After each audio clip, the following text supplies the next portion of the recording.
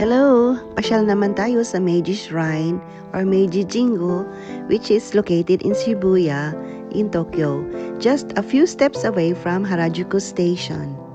Unlike other shrines in Japan who stands for more than 1,000 years old, Meiji Shrine was established in 1920, so 105 years old pa lang siya. So, mai-imagine mo ganito ang itsura ng Tokyo 100 years ago. Madaming puno, maraming kakahuyan at parang gubat. Para kang nag-time travel. At malamig siya pag summer.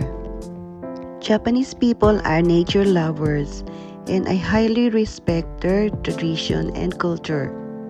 At pag nasa altar kami, isa lang ang sinasabi ko, thank you. Thank you na nakarating ako dito sa Japan at na-experience ko ang pamumuhay dito. At thank you dahil binigyan ako ng mabait na asawa. Hindi man kami mayaman pero sapat na maging masaya kami. At pagkatapos naming mag-pray, nag-explore pa kami at naglakad-lakad. Napakalawak talaga ng lugar. Diyan, ang exit. And then, paglabas mo ay another world, the modern world.